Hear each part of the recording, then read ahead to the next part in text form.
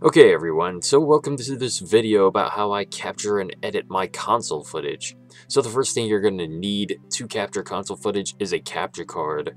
The capture card that I use is the HD PVR, which is right here, as you can see. This costs around $100, not too bad. I got mine for about $80 because I found it for a pretty good deal, which is always awesome. But you will see that this area is kind of a mess because I pulled out the HD PVR from my stand over here so that you guys could see it better. But yes, it's usually located just above where that Nintendo 64 is, right there, near where the clock is. But yes, you need to attach all of the component cables to the back of it.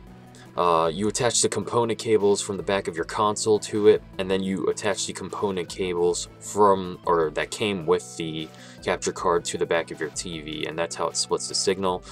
Then you connect the USB drive into your PC, and that's after you've installed all of the necessary stuff that the capture card came with, of course. So once you do all that, you'll have everything set up here so you can turn on your console. I usually turn on my console before I turn on the HD PVR, mostly because it kind of like flips out when you don't have anything plugged or any signal going on. It'll just keep looking for a signal. But as you can see, I'm gonna be playing the Wii U here for the capture, so I'm going to be signing in at the moment, and in just a few seconds you will see that the signal is being split from my TV to my PC. And there are quite a few screens here, but yes, I'm sorry for the huge mess. That's not that bad, but yeah, as you can see, there's my external hard drive on top of my tower there. But yeah, so now that everything is on and everything's plugged in, you're gonna want to go to capture video. Once you go there, you will see the video from the screen on here. There is a bit of a delay in the video that you see on your PC, but it doesn't really matter for capturing because you're going to be capturing from your TV anyway. But it kind of sucks for people who would want to capture from the PC screen and not have to look at their TV screen. I don't know why you'd want to do that, but I'm sure there are reasons. So yeah, so now that we have everything set up here, you're going to want to hit capture on the PC, and once you do, your HD PVR or whatever capture card should give you an indication. The HD PVR sort of glows blue, which is always awesome, which is how you know that you're capturing. And yes, now that I show you guys how to capture, I'm going to show you all how I edit my videos. So let's get the videos, or yeah, the video that I just captured. So I'm going to go into videos. I'm going to go down and search for it. I don't know why my computer's taking so long to load the little images. Probably because I'm capturing the screen at the same time. Perhaps. So come on, where are you? Okay, I think this is it. Okay. So you're gonna want to open Sony Vegas, and yeah, you're gonna want to use Sony Vegas 12, or any version of Sony Vegas really. I used to use Sony Vegas 7 for all of my videos, but now I use Sony Vegas 12 because I upgraded. So what you want to do is take the clip that you want to edit and put it into Sony Vegas. I guess this isn't the clip, but either way, I'll just use this. It doesn't really matter what the clip is. So I have a Tekken clip here that I'm gonna use. Apparently, I was gonna use Sonic Racing, but apparently I'm gonna use Tekken. So let's find a little good bit. I'm gonna edit off the section that I want to use. I guess I'll use this section. So I'm gonna delete this, and I'll delete this as well. Delete everything besides what I'm gonna edit. So this is the raw file, and this is how the file looks when you first drop it into Vegas. As you can see, there is a black line on the top and a black line on the right. You're going to want to get rid of that. Alrighty, so before you get rid of the black bars from the top and the right, every time you put one of these HD PVR videos into Vegas, you'll notice that it's a bit muddy looking. And that's, I don't know exactly why that is. Perhaps it's the capture settings or something. But the footage is always pretty muddy looking, to be honest. So let me play this for a second.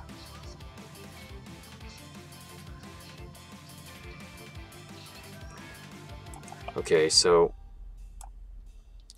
the footage itself, I'm going to make it look a bit better too, but right now what you want to do is right click on your video, go down to properties, and then disable resample.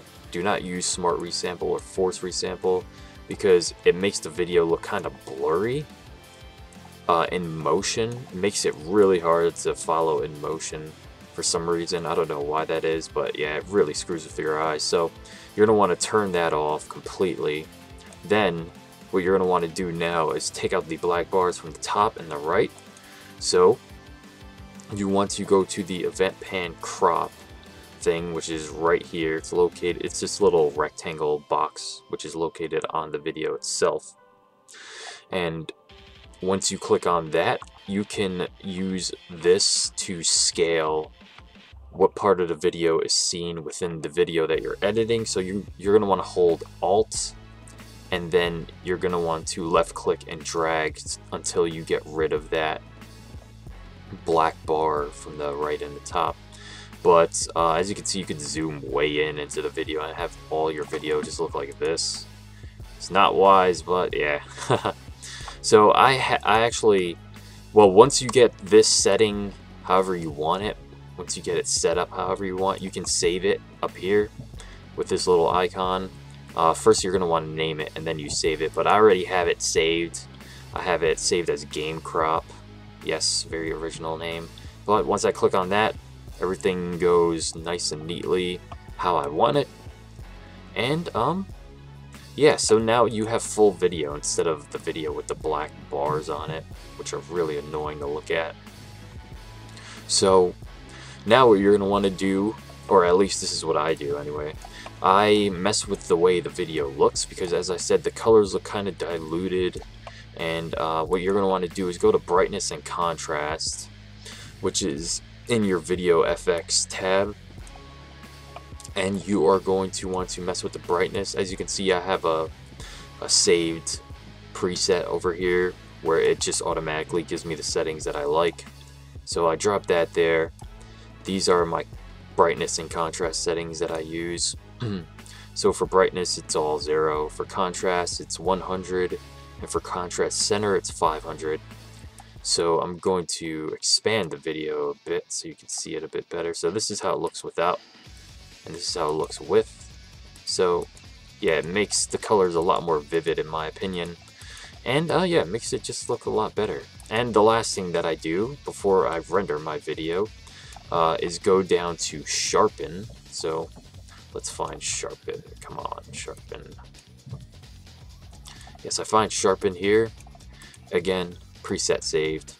And in order to save your preset, you're going to want to click the same icon after messing with all the settings. So, as you can see, I sharpened the image quite a bit. It's no longer very blurry at all. All the words are really nice to look at.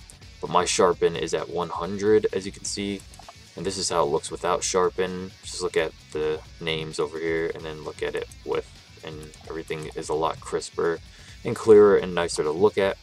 And let's play this. So the video looks a lot better in my opinion. So the last thing, or actually the first thing that I should have gone over are the properties for your video. But since, again, I have my properties all saved, again, you can go down here to start all of your projects with the same settings. Just click on this icon over here. But for the pixel formats, I have it at 32-bit floating point. For the resolution rendering quality, I have it on best. For the motion blur type, I have Gaussian, or Gaussian, I don't know how to say it. And deinterlace method, I have interpolate fields. So, once you have all that down, as far as the template goes, this is how it will show over here. We'll try to play it at 60 frames per second and everything like that. But again, as I said in my video about how I capture my PC footage, there's no reason to render at 60 frames per second for YouTube, because YouTube doesn't really detect 60 frames per second.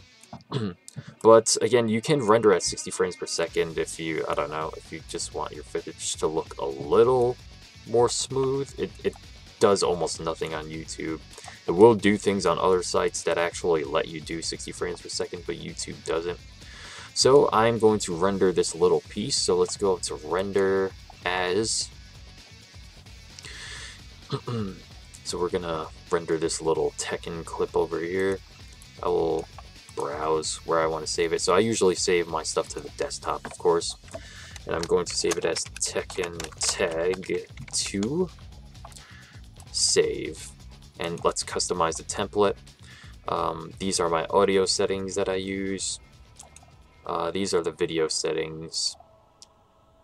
And yes, I render in WMV format because it's the smallest format. So I actually did a lot of experimenting with this before I decided to do this WMV thing. I actually messed with this stuff quite a bit. I went to the best render settings that I absolutely could, and then tried to replicate them using the Windows Media Video, because these files are quite small for me anyway. They are really, really tiny, and they work really well for uploading to YouTube, in my opinion. And they don't like pixelate or anything when they're in lower quality when you're watching the video on YouTube, which is always good. So these are all my rendering settings. I don't really mess with the bitrate. But yes, so I render at 720p at 1280 by 720 because, again, I don't see any point in uploading at 1080p at this point in time, because it seems kind of useless, in my opinion anyway. But yes, you can render at 1080p at 30 frames per second, or 60 maybe if you... Okay, sorry about that. So, as I said, there's no real reason to render at 1080p at 60 frames per second for YouTube videos, because it's not going to show up. But you can render at 1080p if you'd like.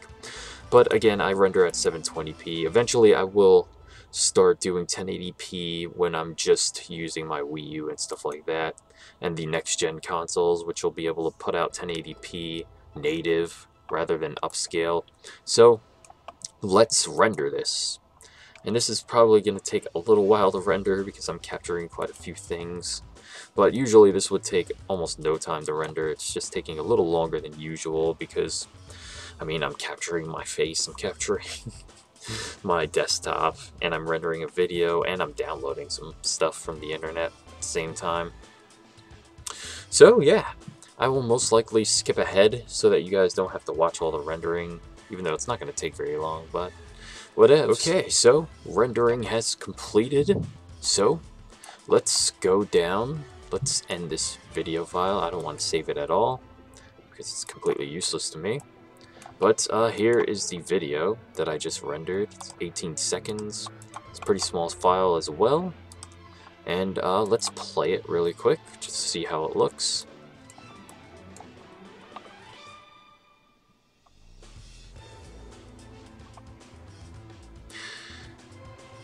And yeah, there we go. Some Tekken Tag 2 footage. It looks really nice and crisp and everything. And I would upload this, but there's no reason to, just because it's just randomly part of a fight. But yeah. So that's how I render, capture, and edit my footage. I hope this video was helpful to everyone. Thank you very much for watching, and I hope to hear from you all in my next video.